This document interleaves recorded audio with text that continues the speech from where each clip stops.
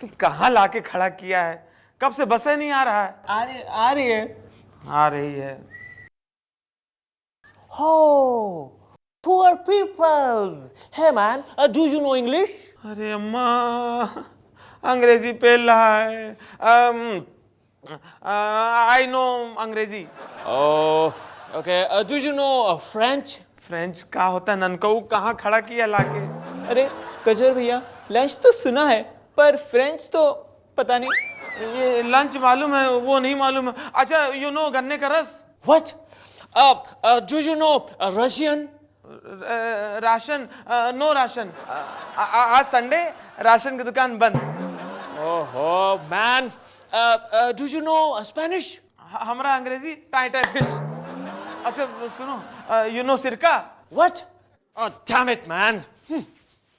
कौन से bus stop पे लाया है? अरे गजोदर भैया, हमें कोई ना कोई विदेशी भाषा जरूर आनी चाहिए। ऐसे मौके बहुत काम आती है हमें। खा काम आती है? वो अंग्रेजों को 4-4 विदेशी भाषा आती रही, कौन सी काम आई? दैट पागल है।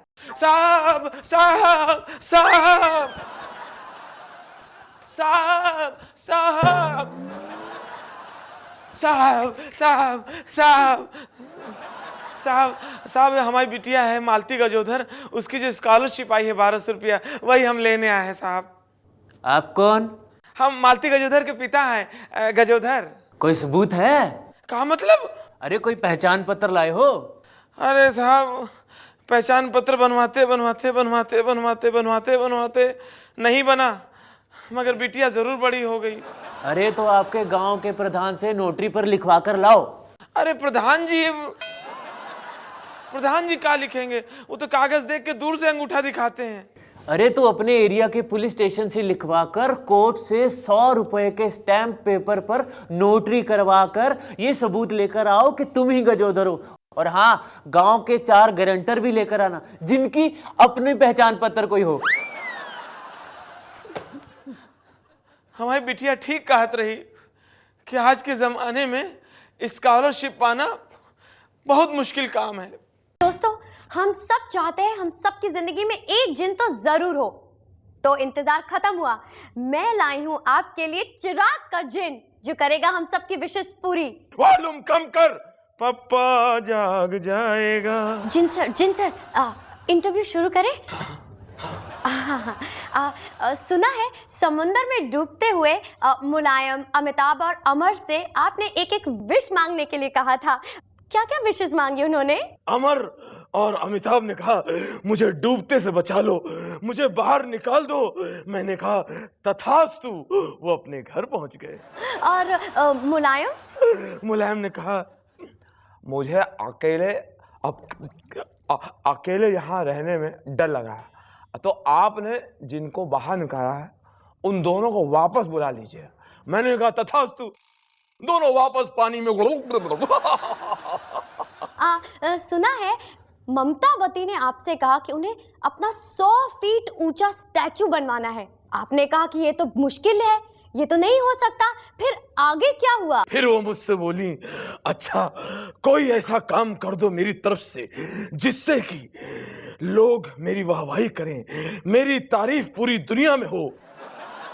मैंने कहा, मैडम ये तो उससे भी ज्यादा मुश्किल है, पहले वाला ही ठीक था।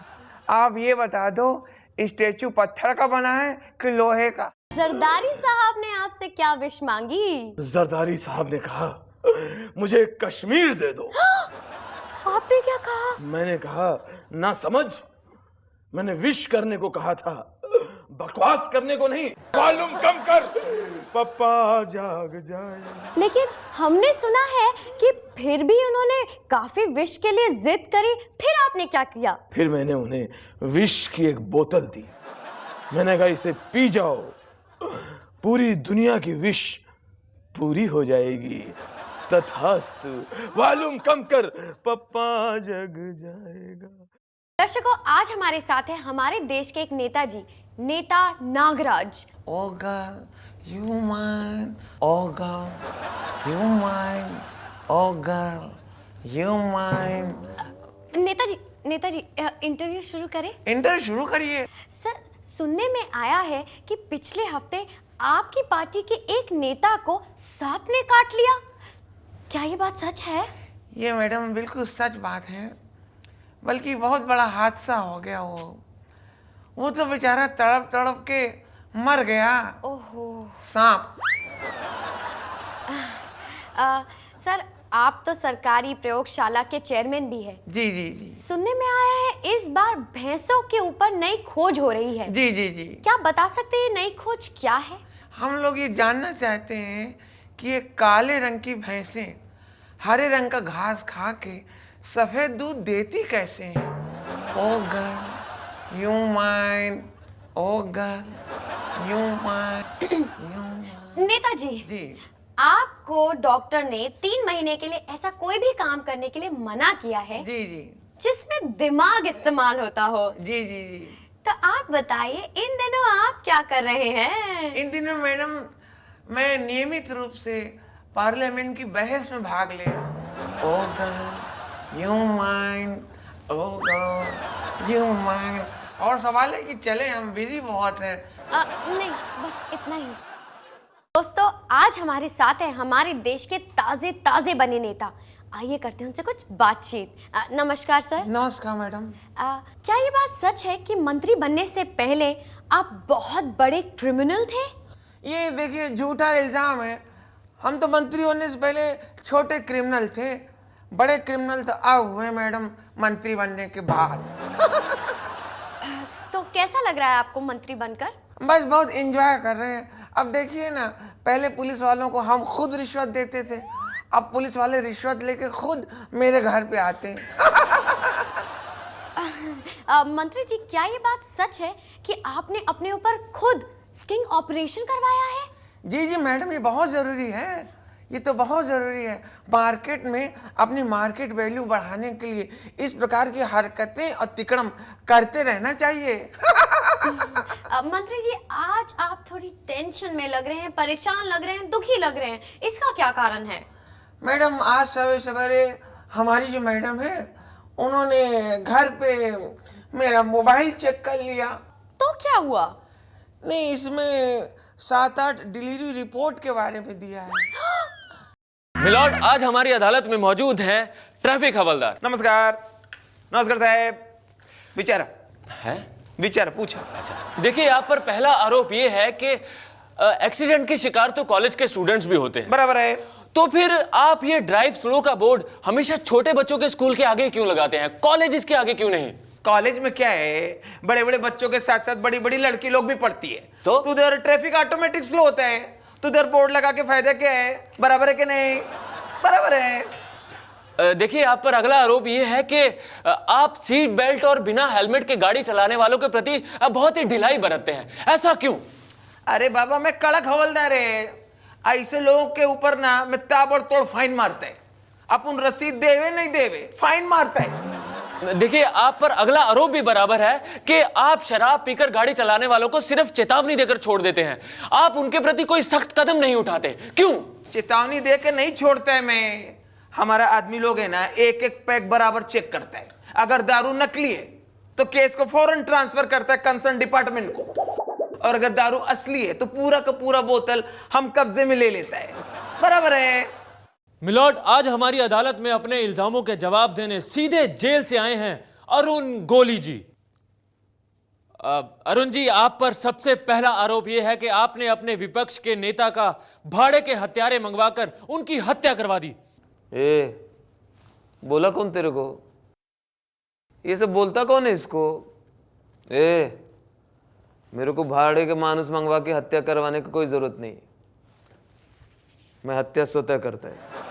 आप पर अगला आरोप यह है कि आपने पार्लियामेंट में अपना बहुमत साबित करने के लिए विरोधी पक्ष के 4 MLAs का किडनैप करवाया था।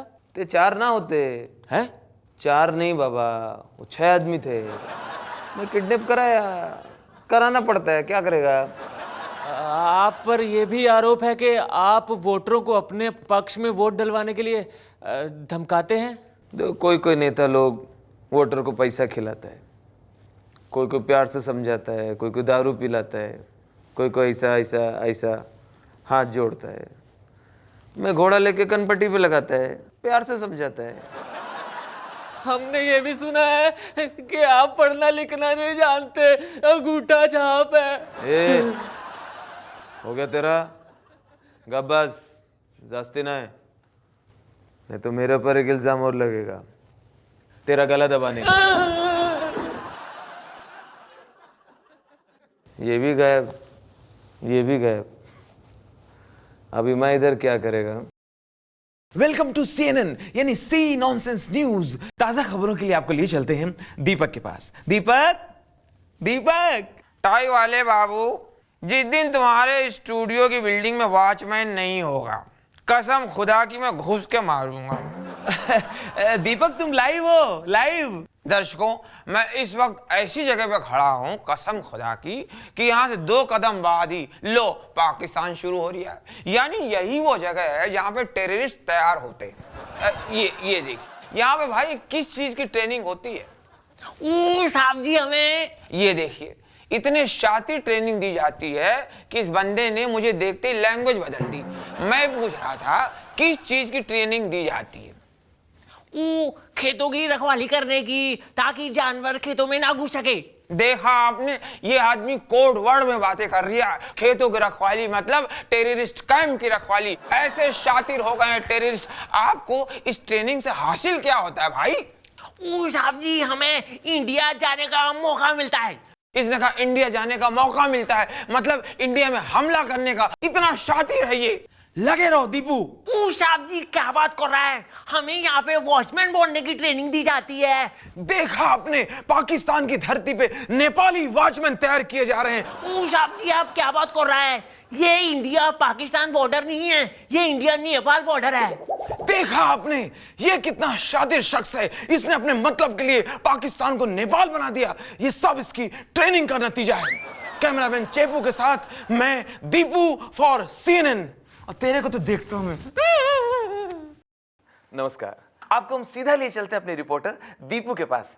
दीपू, इस वक्त की सबसे बड़ी खबर दिखा रहा हूं मैं। ये देखिए, इस चौराहे पर पड़ी हुई लाश कल रात से इसी जगह पर पड़ी हुई है। इसकी मदद के लिए अब तक कोई भी आगे नहीं आया।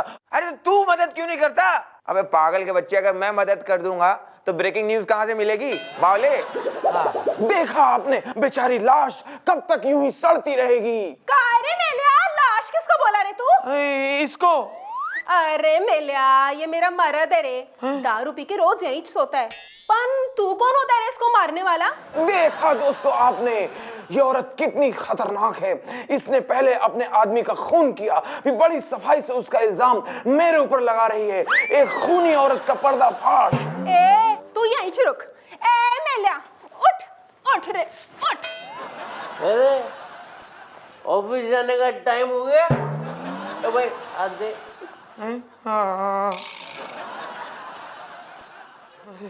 देखा दोस्तों आपने, यह आदमी जिंदा है। दरअसल यह आदमी अपनी पत्नी के अत्याचारों से पीड़ित था। पत्नी से सताती थी, परेशान करती थी।